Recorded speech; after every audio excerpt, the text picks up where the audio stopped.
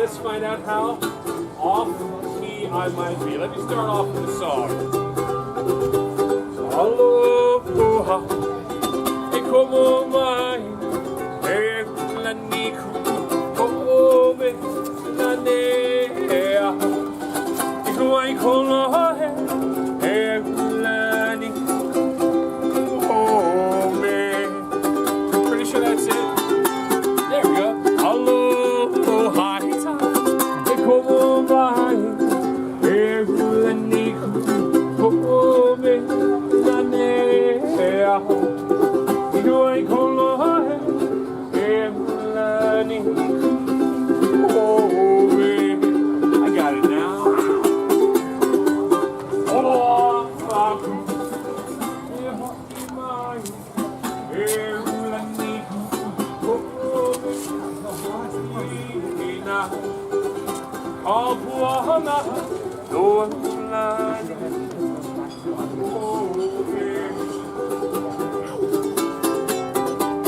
Aloha, e ho'i mai, e Aulani kuome, haina, kapuana, Aulani kuome. No Aulani kuome.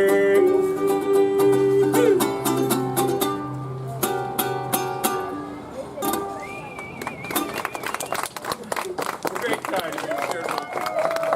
It's a song called the Aulani Hula. And it's a special song for us here at Aulani. It talks a little bit about what we do. The words they go aloha, e komo mai, hello and welcome. Come on in to Aulani ku'uhome, to Aulani our home.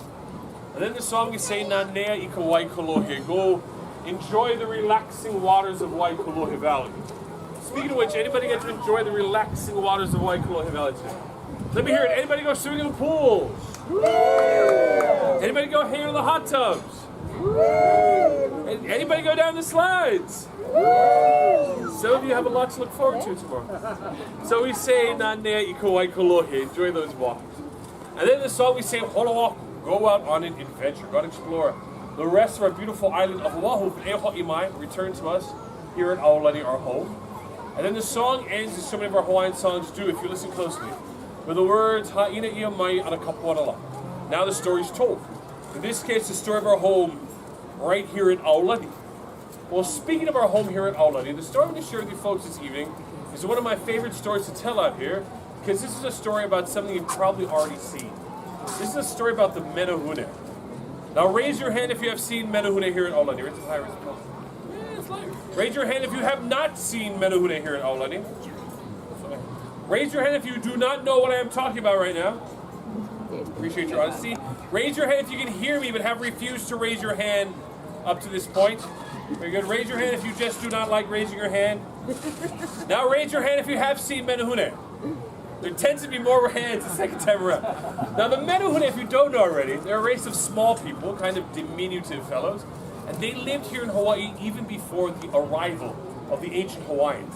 These days they mostly keep to themselves. They tend to live up in the mountains, far away from everybody, and they only come out at night, as they don't like to be seen by folks like you and me. So here in Aulani we have our own special ohana of menehune that allow themselves to be seen.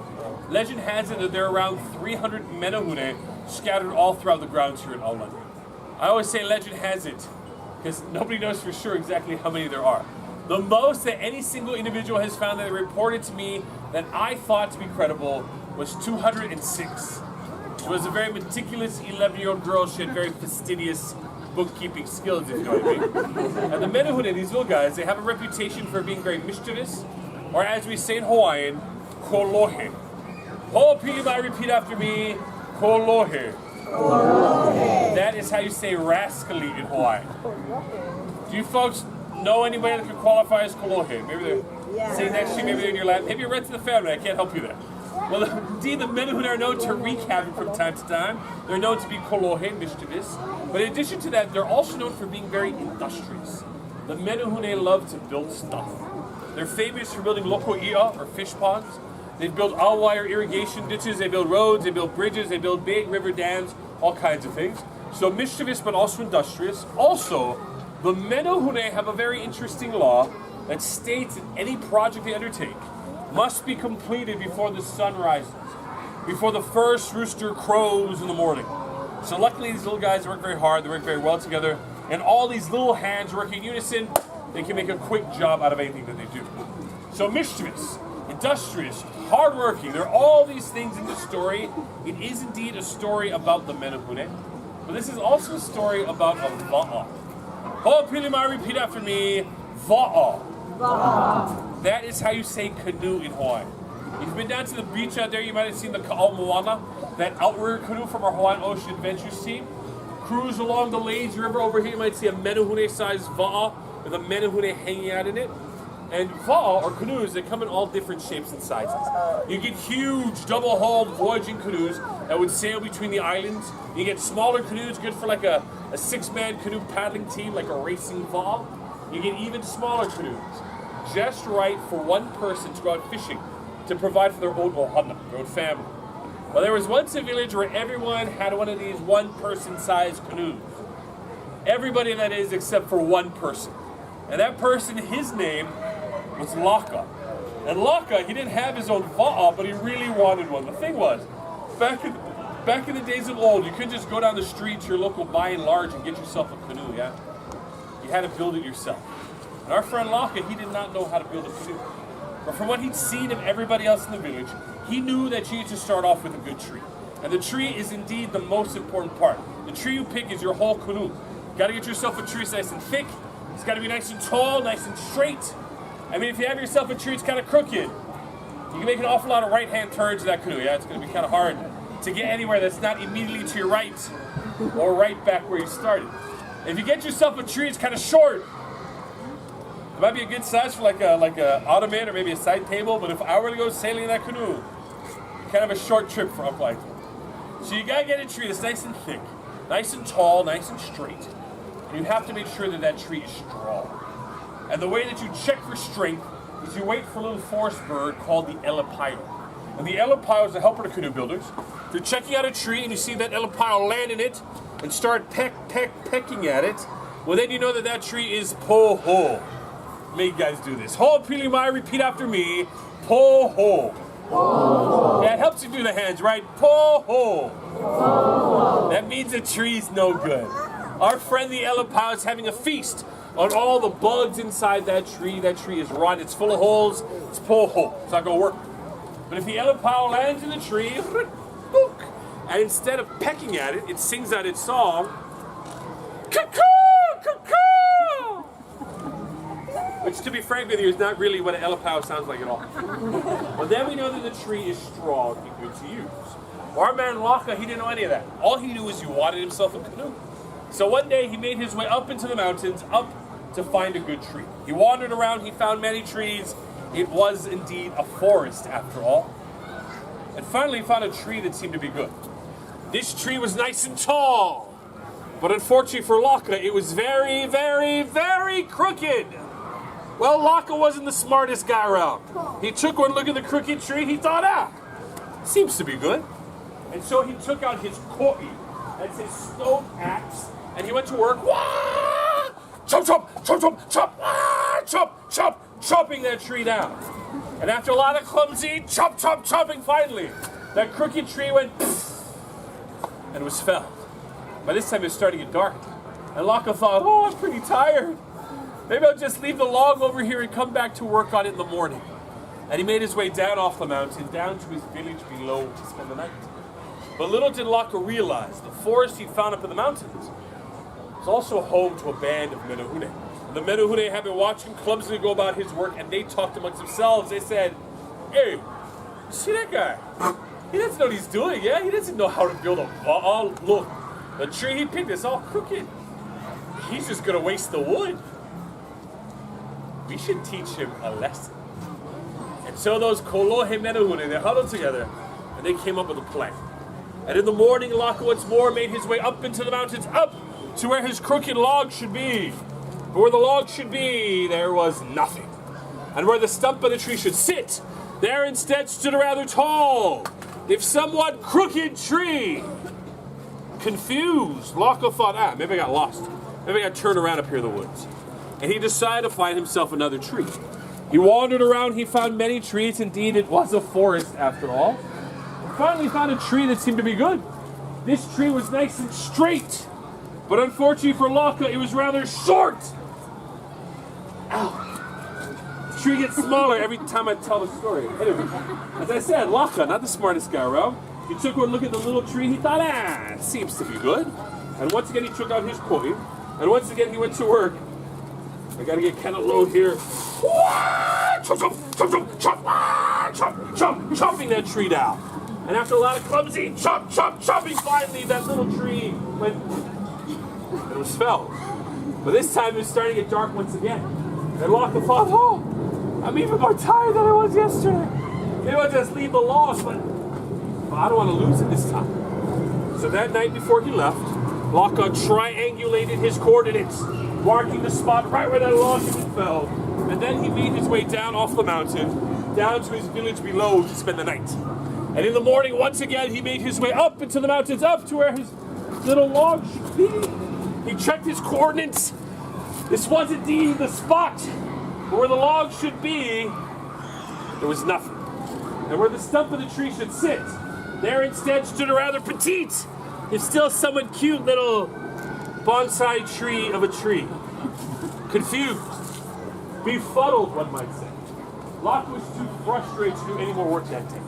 And instead he made his way down off the mountain. And that night he did the smartest thing he could think of. That night he spoke to the kupuna, to the elders of his village. And together they came up with a plan of their own. And in the morning, with a renewed sense of purpose, Laka once more made his way up into the mountains, up to the forest, up to find a good tree. He wandered around, he found many trees. It was still a forest. Except this time he found a really good tree. This tree was nice and thick, nice and tall, nice and straight. As he stood there admiring its beauty, that little forest bird, the elepaio, swooped in, alit in the branches and sang out its song.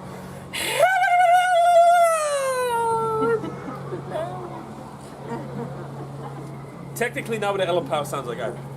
This was indeed the perfect tree.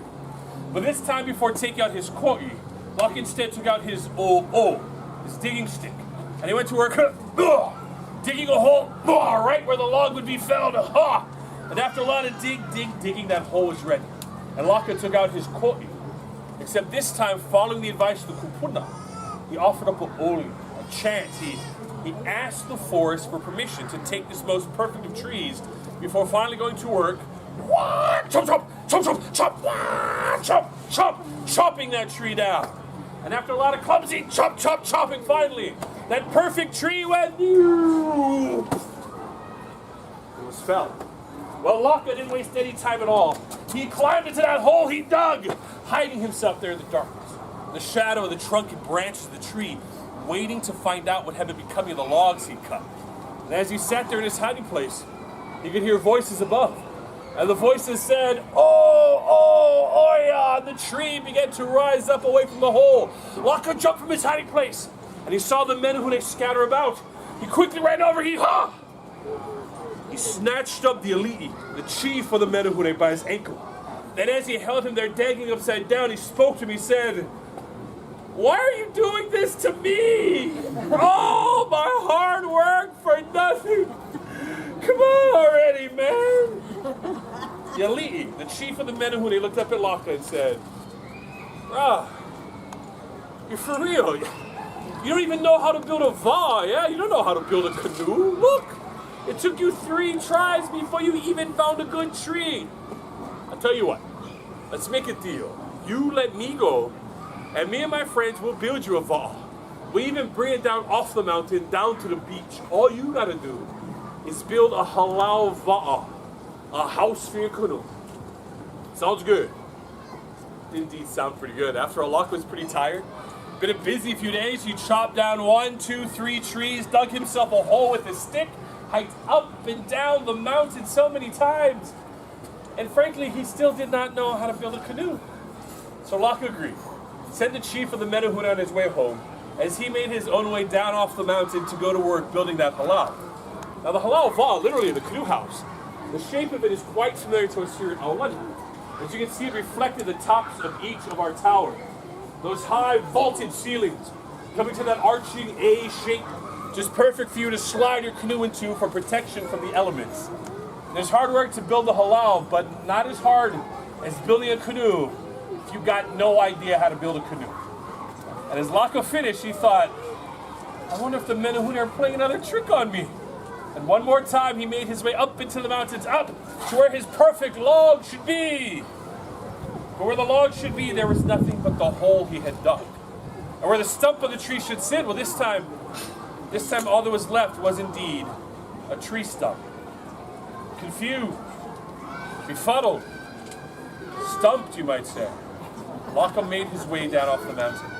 And as he approached the halal there on the beach, you could hear sounds coming from inside. The sounds of ulu leaves being used to smooth the sides of the hull. The sounds of kukui nut oil being used to seal the wood. The sounds of pieces being lashed together. The ako, the alma, the outer, and he thought, better to leave it alone. Made his way back to his own house to spend the night. And in the morning, as the sun peeked up over the horizon, Laka returned to the beach to find in his halal the most beautiful thing he'd ever seen in his life. All the vol was gorgeous. It was perfection. It was like the Ford F-150 of canoes. It's pretty sweet. And as the sun climbed higher and higher in the sky, the rest of the village turned out to admire Laka's new canoe and to admire the craftiness of the hands that had made it. But only Laka himself knew the only craftiness his own hands possessed was the ability to snatch up one chief of the Menehune. Marco, we are the Menehune. Hey, Marco, we live up in the mountains. Hey, Marco, we work until the dawn. Then we're gone. Then we're gone. Then we're gone. Mahalo nui ohana. Thank you so much for letting me join you here at the circle. I love it.